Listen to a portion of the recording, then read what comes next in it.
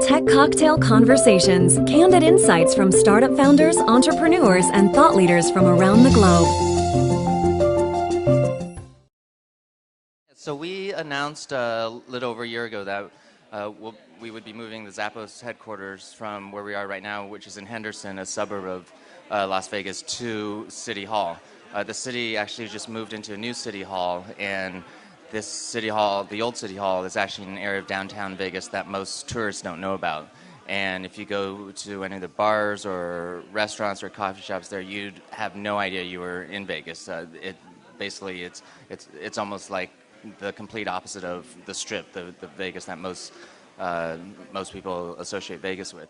We started thinking about campuses like Nike or Google or Apple that have these amazing campuses. But then as we started thinking about it more, we realized those campuses were great, except they're actually very insular and don't really integrate with or contribute to the community around them. And so we started shifting our thinking and thinking that instead of building just a dream campus for ourselves, just for Zappos, let's instead invest in the community and the ecosystem, help revitalize downtown Vegas, and ultimately it'll help attract and retain more employees in the long run and be good for the community and the city and the local businesses and so on. So what started out as a campus relocation project is now transformed into a downtown revitalization project.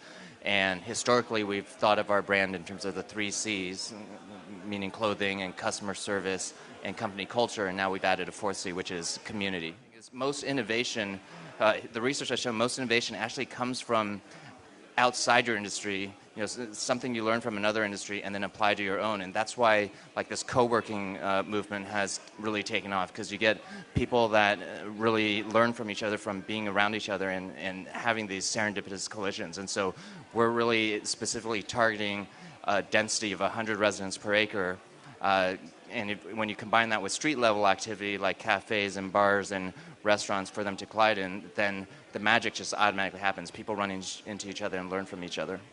I think my favorite thing about the startup life is really just you're always forced to be creative, and you're working on stuff that's never been done before, and so you're always learning, and really that's my favorite TV show growing up was MacGyver, because he would figure out how to take some duct tape and a match and a paperclip, and you knew that within an hour he would make a sailboat out of it and save the world. And so that's kind of what it's like being in a startup. There's all these different pieces that you have to kind of figure out creatively how to put together, and you kind of need to have this faith that in the end it's all going to work out.